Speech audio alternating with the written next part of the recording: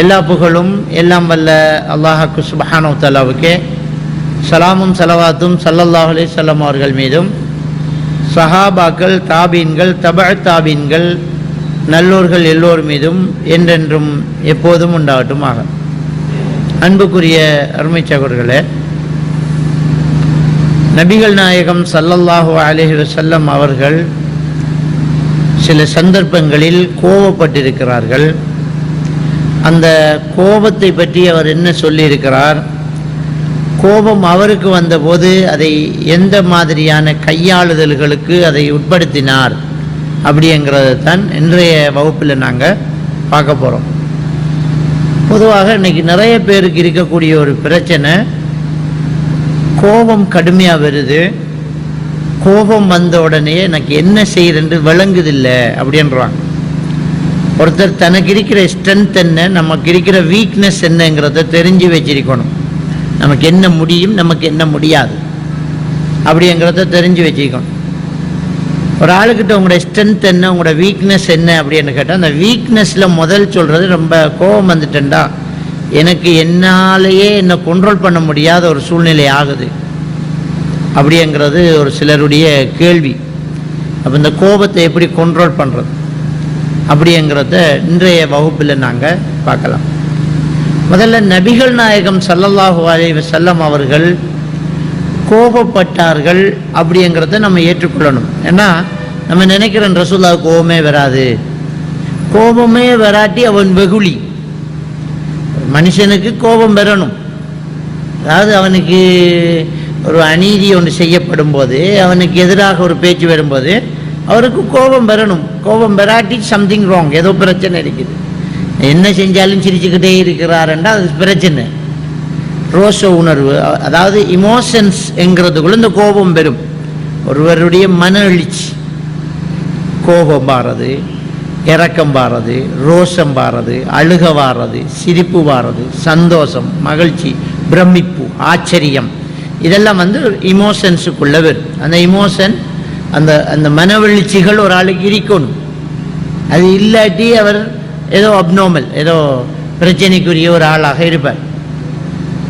அப்போ அந்த கோபம்ங்கிறது நம்முடைய மனவெழுச்சியில் உண்டு. மனுஷனுக்கு கோபம் வரும்.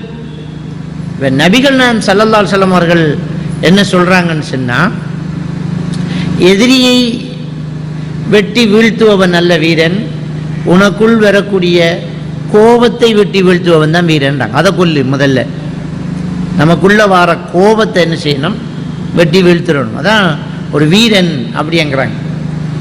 அதே மாதிரி அல்லாஹ் சூரத்துல் ஆராஃப் 134வது வசனத்தில் சொர்க்கவாதிகள், சொர்க்கத்துக்கு சொந்தக்காரர்கள், அவர்களுடைய தன்மை எப்படி இருக்கும் அப்படின்னு சொல்லும்போது, ஒல் காலிமீனல் கைல், கோபத்தை மென்று விடக்கூடியவர்களாக, அதை சாப்பிட்டுருவாங்க. அதாவது கோபம் வெறும் தான், அந்த கோபத்தை அடக்க தெரியும் அவங்களுக்கு. அப்போ அந்த கோபத்தை கண்ட்ரோல் பண்ணுவாங்க அப்படிங்கிறத நபிகள் நாயகம் ஸல்லல்லாஹு அலைஹி வஸல்லம் அவர்கள் சொல்கிறாங்க, திருக்குர்ஆன் சொல்லுது. அப்போ கோபம்ங்கிறது இருக்கும், இல்லாமல் இருக்காது. இந்த கோபத்தை நம்ம எப்படி ஹேண்டில் பண்ணுறது, அந்த கோபத்தை நம்ம எப்படி இல்லாமாக்குறது அப்படிங்கிறது தான் நம்ம இன்றைக்கு என்ன செய்ய போகிறோம், தெரிஞ்சுக்க போகிறோம்.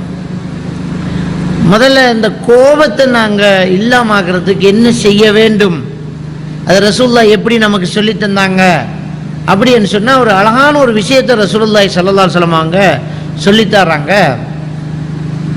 2 சஹாபிகள் சண்டை பிடிச்சிட்டு கோபப்பட்டுக்கிட்டு ஆளுக்கால் ஏசிக்கிட்டு இருக்கிறாங்க. புகாரியில் வரக்கூடிய ஹதீஸ். அது ரசூலுல்லாஹி ஸல்லல்லாஹு அலைஹி வஸல்லம் அவர்கள் பார்த்துட்டு சொல்கிறாங்க, அந்த 2 பேர்கிட்டையும் ஷைத்தான் வந்துட்டான். எனக்கு ஒரு வார்த்தை தெரியும், ஒரு மந்திரம் தெரியும், அந்த வார்த்தையை சொன்னால் அந்த ஷைத்தான் ஓடிடுவாங்கிறாங்க. அப்போ கிட்ட இருந்த சஹாபி கேட்குறாரு, என்ன வார்த்தை யா ரசூலல்லாஹ்? அஊது பில்லாஹி மினஷ் ஷைத்தானிர் ரஜீம் அப்படிங்கிறாங்க. இன்னொரு ரிவாயத்தில் அஊது பில்லாஹி மினஷ் ஷைத்தான் அப்படின்றாங்க. தூக்கி எறியப்பட்ட ஷைத்தானின் தீங்கிலிருந்தும் பாதுகாவல் தருவேன், இதை சொன்னால் அந்த கோபம் சரியாயிடும்ன்றாங்க. அப்போ இந்த ஹதீஸில் கோபப்பட்ட ஒருத்தன் ஷைத்தானை விரட்டணும் என்றால், கோபம் பார ஒருத்தன்கிட்ட ஷைத்தான் எந்த ரூட்டில் வந்தங்கிறத நம்ம வழங்கினால் இதில் விட நமக்கு கிடைச்சிடும். கோபம் வந்த ஒருத்தன் ஷைத்தானை விரட்டணும். இன்னொருத்தன் என்ன கேசுறான்னு எனக்கு கோபம் வருது, அதுக்கு நான் ஏன் ஷைத்தானை விரட்ட, அவனை தானே விரட்டணும், அவன் தானே எனக்கு ஏசுனேன். இதை நாம் என்ன செய்கிறது, யோசிக்கிறது. ஆனால் ரசூலுல்லாஹி ஸல்லல்லாஹு அலைஹி வஸல்லம் அவர்கள் அகிலத்துக்கு அருட்கொடையாக அனுப்பப்பட்ட இந்த மனிதனுடைய வாழ்வினுடைய எல்லா ரகசியங்களையும் அல்லாஹ்வினால் கொடுக்கப்பட்டு இந்த மனிதனுக்கு வாழ்வுடைய வழியை சொல்லி கொடுத்த அந்த நபிகள் நான் ஸல்லல்லாஹு அலைஹி வஸல்லம் அவர்கள் சொல்லித்தரக்கூடிய ஒரு அழகான ஒரு வழிமுறை ஷைத்தானை விரட்டு அப்படிங்கிறாங்க. அவுது பில்லாஹி மினஷ் ஷைத்தான், ஷைத்தானின் தீங்கிலிருந்து பாதுகாத்து வரும். அப்போ ஷைத்தான் எந்த ரூட்டில் வந்ததால இப்போ கோபம் வந்து எனக்கு ஒருத்தன் ஏசி போட்டானே, அப்போ ஏசினத்தை நான் எப்படி சரியாக்குறது, ஷைத்தானை விரட்டி சரி வருமா அப்படிங்கிறத நாங்கள் யோசிக்கணும். இப்போ இது எந்த வகையில் அப்படின்னு சொன்னால், ஏன் கோபம் வருது என்றால் நடந்த ஒரு சம்பவத்தை மனசால எப்போ நம்ம ஏற்றுக்கொள்ள முடியலையோ அப்போ கோபம் வரும். ஒரு சம்பவம் நடக்குது, அந்த சம்பவத்தை நம்மளால ஏற்றுக்கொள்ள இல்லாட்டி கோபம் வரும். ஏற்றுக்கொள்ள முடியும்னா கோபம் வராது. இதுதான் ஒரு அடிப்படை ஒரு விஷயமே. இதுதான் நமக்கு ஏற்றுக்கொள்ள முடியாம போகும்போது நமக்கு கோபம் வருது. அப்ப எந்த ஒரு விஷயமும் அல்லாஹ்வுடைய ஏற்பாடு கலா கதர்ல தான் நடக்குதுங்கிறத நம்ம ஏற்றுக்கொள்றோம்.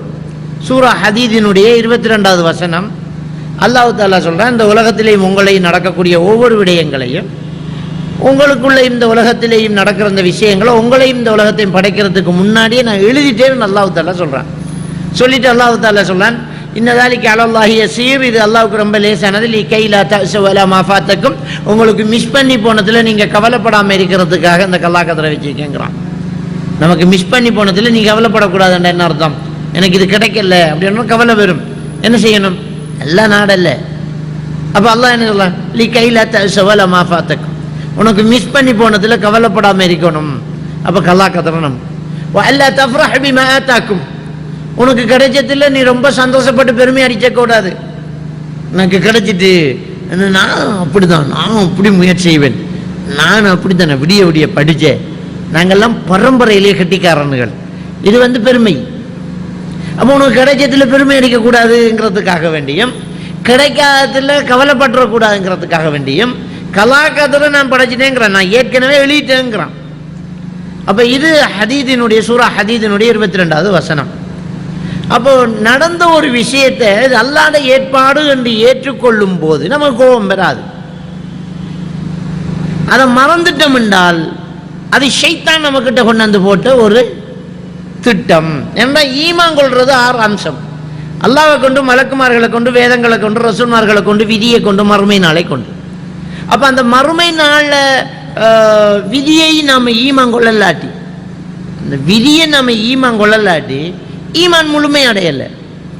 நடந்த ஒரு சம்பவத்தை நாம் அல்லாஹ்வுடைய ஏற்பாடு என்று ஏற்றுக்கொள்ளலாட்டி நம்ம ஷைத்தானுக்கு கட்டுப்பட்டுட்டோம், ஈமான்ல பலகீனமாயிட்டோம். அப்போ ஷைத்தானை விரட்டணும். அப்போ அஊது பில்லாஹி மினஷ் ஷைத்தானிர் ரஜீம் என்று கோபம் வந்தவன் சொல்றது எதை நாடுது என்றால், அஸ்தக்ஃபிருல்லாஹ், அல்லாஹ்வுடைய ஏற்பாடு என்று நீங்க சொல்லணும் அப்படிங்கிறார். அஊது பில்லாஹி மினஷ் ஷைத்தானிர் ரஜீம் அப்படி என்றால் மனசு என்ன செய்யணும், அந்த வார்த்தையை உச்சரிச்சுட்டு அல்லாஹ்வுடைய ஏற்பாடு, அல்லாஹ் நமக்கு நாடல்ல, இது இப்படித்தான் போகணுங்கிறது அல்லாஹ்வுடைய எழுத்து.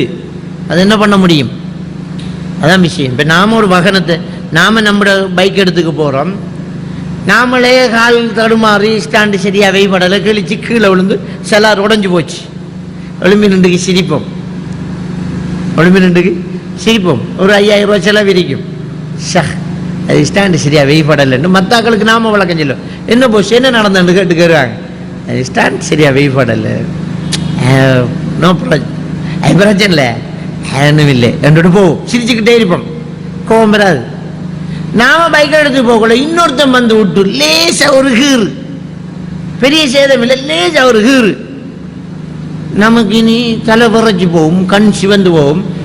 வா உடனே இப்போ போலீஸுக்கு போகணும், உனக்கார லைசன்ஸ் தானே, எங்கேருந்து வர நியமம், கண்ணத்து கொண்ட குடும்பம். அப்போ ஒரு சின்ன ஒரு பிரச்சனை ஏற்றுக்கொள்ளலை, நாம நீ எப்படி வரலாம் ஏற்றுக்கொள்ளலை, கோபம் வந்து. பெரிய ஒரு பிரச்சனை இது ஏற்றுக்கிட்டோம், கோபம் வரல. இதுதான் டிஃப்ரெண்ட், இதுதான் வித்தியாசம். இந்த வித்தியாசத்தை எடுத்துக்கிட்டால் ஓகே. அப்போ கோபத்துக்கு அடிப்படை நடந்த விஷயத்தை மனசால் ஏற்றுக்கொள்ளலை. நடந்த விஷயத்தை மனசாக ஏற்றுக்கொள்ளணும் என்றால் கலாக்கதரை நம்பணும். கலாக்கதரை நம்பிட்டால் ஷைத்தானை விரட்டிட்டோம். கலா கதரை நம்பலாட்டி ஷைத்தான் கூட இருக்கான். எனவே கோபம் வந்தா அவுது பில்லாஹி மினஷ் ஷைத்தானிர் ரஜீம். இது ஒரு பேசிக். இப்போ ஹதீஸினுடைய அடுத்த பக்கம், அந்த சஹாபி இதை கேட்டுக்கிட்டு சண்டை பிடிக்கிற ஆளுக்கிட்ட போறார். போய் சொன்னார், அவுது பில்லாஹி மினஷ் ஷைத்தானிர் ரஜீம் என்று சொல்லு, கோபம் பெறாத உனக்கு. அதுக்கு அவர் எல்லை ஜுனூன், எனக்கு என்ன பைத்தியமான்னு கேட்டார். அந்த கோபத்திற மாதிரி என்னண்டா, இதை சொல்லணும்ங்கிறதையே அவர் மறுக்கிறார், ஏற்றுக்கொள்ளல.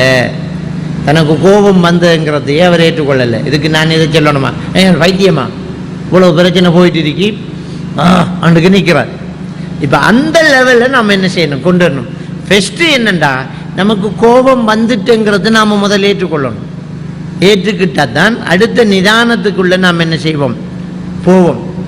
அப்போ அதுக்கு என்ன செய்யணும், கலாக்கது அல்லாட நாட்டம், இவர் இப்படித்தான், இவங்க இப்படித்தான் என்கிறத கொண்டு வரணும். ஏன் ரசூலுல்லாஹி ஸல்லல்லாஹு அலைஹி வஸல்லம் அவர்கள் அந்த கோபத்தை கண்ட்ரோல் பண்ணுறது கையாண்ட விஷயங்கள் அவருடைய வாழ்க்கையில் உள்ள ஹதீதுகள் எடுத்தா, ஒன்று ரசூலுல்லாஹ் கனிமத்து பொருட்களை பங்கு வச்சுக்கிட்டு இருக்கிறாங்க. ஒரு முனாஃபிக்கு அதை வாங்கிட்டு போகும்போது ஒரு சஹாபிட்ட சொல்லிட்டு போட்டான், ஆள் பார்த்து கொடுக்கார். இவர் ஆள் பார்த்து கொடுக்கார், மக்காவாசிகளுக்கு கொஞ்சம் கூட மதீனாக்களுக்கு குறைய, அவரை ஊராக்களை பார்க்கார் என்று சொன்னோன்னே கேட்டுக்கிற இந்த நபி தோழருக்கு அதை தாங்கி கொள்ளையில் அந்த சட்டையை பிடிச்சி, இதை நான் நபிக்கிட்ட சொல்லுவேன் அப்படின்னு சொல்லிட்டு வந்து, யார சொல்லலாம் என்ன போகிறவன் நீங்கள் நீதி செலுத்தலைன்னு சொல்லிட்டு போகிறான். ரெண்ட உடனே ரசூலுல்லாஹி ஸல்லல்லாஹு அலைஹி வஸல்லம் கண்கள் முகம் அப்படியே சிவந்து, அந்த சஹாபி சொல்கிறார், நான் ஏன் சொன்னேன் நபிக்கிட்ட, நான் சொல்லாமல் இருக்கே இருந்துச்சே, அப்படி கஷ்டப்பட்டார் அவர் அப்படிங்கிறாங்க. அப்போ அந்த கோபத்தை என்ன செய்கிறார் என்றால், அப்படி சொல்லிட்டானா அப்படின்னு முகமெல்லாம் சிவந்து கோபப்படுறார். ஆனால் அவரோட ரியாக்ஷன் எப்படி இருந்துச்சு, அந்த கோபத்தை அவர் எப்படி வெளிப்படுத்தினார் அப்படின்டா, அப்படியே கொஞ்ச நேரம் அவர் அப்படியே இருந்துட்டு அந்த கோபத்திலிருந்து அவர் வெளியில் வாரார். வெளியில் வாரதுக்கு அவர் கையாண்ட விதம் என்ன அப்படின்னு சொன்னார்கள், ரஹிம் அல்லாஹு அலா மூசா, மூசா நபிக்கு அல்லாஹ் அருள் செய்யட்டுமாங்க. சம்பந்தம் இல்லாமல் இருக்கும். இப்போ நமக்கு இவர் விஷயத்துக்கு தான் பிரச்சனை. ரசூலுல்லாஹ் பங்கு வச்சது நீதம் இல்லைன்னு அவன் சொன்னது, அதுக்கு கோபம் வந்து ரசூலுல்லாஹ் அதை அந்த கோபத்தை ரிலாக்ஸ் பண்ணுறதுக்கு, அந்த கோபத்திலிருந்து வெளியாகிறதுக்கு, அவர் கண்ட்ரோல் பண்ணுறதுக்கு அவர் கையாண்ட ஒரு விதம் என்றா, எப்போவோ வாழ்ந்து மரணித்த மூசா நபியை கொண்டாந்து அவருக்காக துவா கேட்கிறார்.